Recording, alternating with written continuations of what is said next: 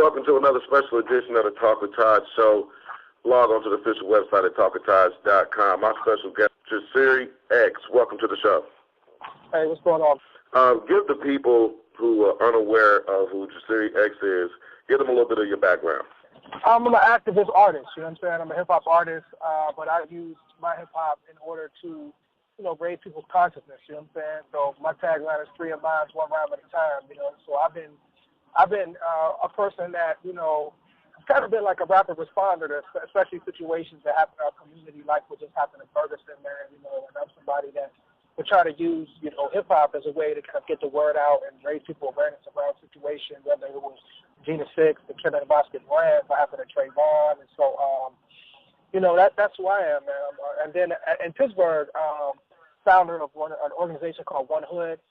We came together to use hip-hop to stop the violence in our community, but also be advocates for young people here in Pittsburgh. So we have a media academy where we teach young black men how to analyze and create their own media. Right now, everybody knows pretty much the situation that happened with Mike Brown, unarmed, gunned down, and the support for his family, support for the city, and just the support for the entire nation as we continue to fight what is going on between the community and the police department. Your thoughts on the proposed Mike Brown law, the law that will require all police officers to wear a camera. What are your thoughts on that? Man, I think it's a good beginning. I mean, I think it was a place in California, I want to say it's Rialto, California, where they require officers to wear body cameras. And they said the complaints against officers, I believe it was went down. It was like 60%, it was 60 to 80%. The complaints went down, and the incidences between officers and people went down. And so, to me, I think that if you see things like that happening, you see all these instances of police violence and really police terrorism and murder, that it would be for the people's safety, especially people of color, that police officers were required to wear cameras. Now, in some cases, there have been cases where police are required to wear cameras and have turned them off and turned microphones off. And so, to me, it has to be something in there that would not allow police officers to turn cameras off or turn microphones off, and if they do, face some type of retribution. In your opinion, why do you feel like certain police officers have become comfortable in taking a life of someone of color? Well, because they don't value our lives. The thing about it is, since we were brought over here as slaves, we've been dehumanized. We've been seen as property. We've been seen as 3/5. And, some people thought because we have a quote unquote black president that, something that would change. But if you look at, how we're portrayed in the media, how we portray the news, for instance, in Pittsburgh, they did a study of how the local media here covers black men. 86% of the time that black men are news in Pittsburgh, it's crime. And so now you have an officer that looks at every black person that they see walking through the community as a criminal. You had an officer caught on CNN in Ferguson calling us animals. You see what I'm saying? And so if you see us as animals, if you see us as criminals, if you see us as thugs, then you won't have a problem taking our life. You'll justify it. You'll say, man, well, I took a life of a thug, or I took a life of a criminal. So even if it's somebody like Michael Brown or Trayvon Martin that didn't have a criminal record, you'll try to find some type of justification as to why, you took his life. And so to me, that's it. It's the continual dehumanization of people of color in this country. Do we as African Americans need to go back to the days of, defense and to protect our community? I would say, hell yeah. One of the things we did, as One Hood in Pittsburgh is, it was a situation where there were 6 shootings in a 21-hour period, and we took a group of brothers, about 30 to 40 men, and we was off the streets of our community at night. You know what I'm saying? And, the community embraced us with so much love because we did that. So, I definitely think it's time for us, man, to begin to walk, because we see one another as fellow human beings. If something were to jump off, we would handle it in a more positive and non-confrontational way. We handle it in a way with compassion and love, unlike these people who really aren't there in our community protecting us, there really is an occupying military force. We saw that in Ferguson, and we've seen that all over the country. So absolutely, I feel like it's time for us to begin to strategize and come with ways where we can basically begin policing, patrolling, and controlling our own community. We've seen other communities do it. You know what I'm saying? There's Jewish communities that do it very well. You know, the Italian communities have done it throughout history. Why can't we? How has social media impacted social justice? Well, I mean, it brought it to the forefront. I mean, think about it. If it wasn't for social media, I mean, would we really know what happened in Ferguson? You know what I'm saying? Missouri, this small town that, you know, I didn't hear of it until this happened. Would we have known what happened a few years ago in Sanford, Florida, another small town where a young man's life was unjustly taken? Probably not, man. But it was through social media. You know, I remember logging on, and I remember the first, you know, app that I got. Somebody added like me and Chuck D and some other rappers, and was like, yo, a young dude was unarmed, just killed in St. Louis. And then next thing you know, everybody was tweeting about it, talking about it, more information was coming out about it. You know, if it wasn't for social media, would we even have heard the story of the witness that so far police have refused to interview? You know what I'm saying? Would Obama have been really forced to make a statement and social media didn't say, hey, well, man, damn, you could talk about Robert Williams, but you can't talk about this?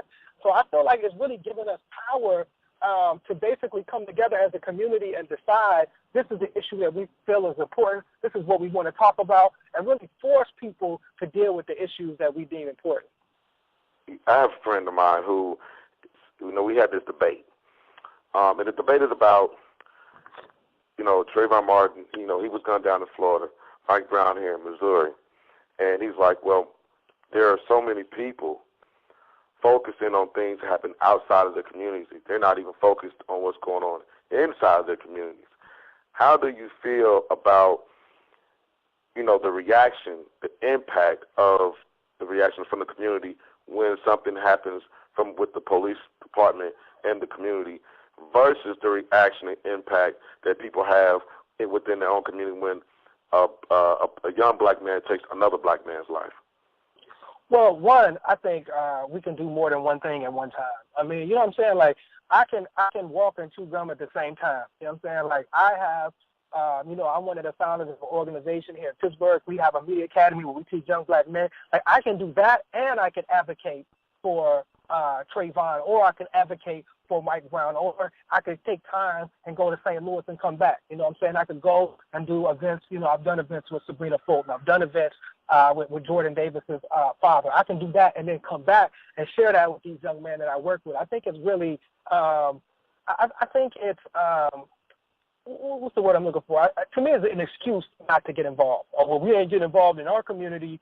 And really, you know, this idea that, like, you know, ain't nothing going on black crime. I'm going to Baltimore this weekend and participate in a Stop the Violence rally, and then I come back to Pittsburgh and participate in a Stop the Violence rally. We're constantly having rallies, having walks, having things in our community to deal with the violence in our community all over the country.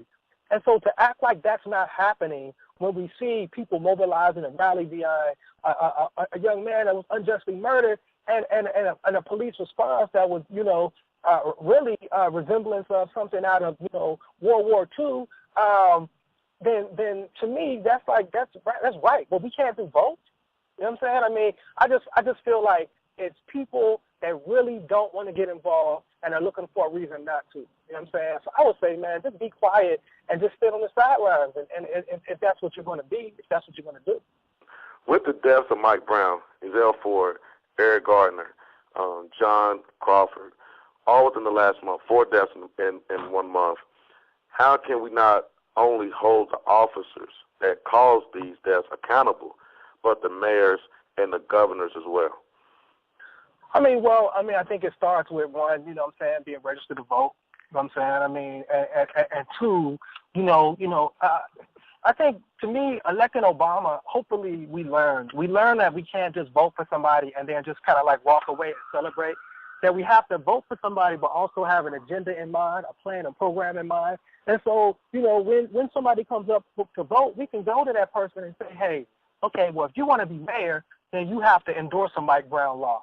If you want to be mayor, then you have to, and you're going to be, you know, over the police force in my community, then you have to require, you know what I'm saying, police officers to wear cameras. You have to vigorously investigate cases of police misconduct. Like, we can do that. You know, we can come together and do that. And I'm hoping that, you know, that's one of the things that comes out of this. You know what I'm saying? People really beginning to organize in a strong way in their communities. I want to thank Jasiri X for coming on the Talk with Todd show. Log on to his official website at jasirix.com. That's JASIRIX.com. What ultimately, because we know we can't stop violence, but we can reduce violence. Okay? So what do you think, what would be the plan of action you would put together in worldwide to reduce the violence that's going on right now? So, I mean, we say we're the ones we've been waiting for. And so first thing I would say, I mean, it starts with the individual. It starts with people basically seeing themselves as part of the solution and getting involved in their communities, man. And, like, not necessarily waiting for something like this happen that, you know, is something that's really, you know, negatively affecting our community. Not waiting for that, but being actively involved every day with your own children, with your school, with people in your community. Getting to know your neighbors. There's those simple steps that if we take and we all come together, man, we say our unity is our biggest weapon, man. We say one hood, so it's going to take one hood, man. It's going to take us coming together in unity for a better world.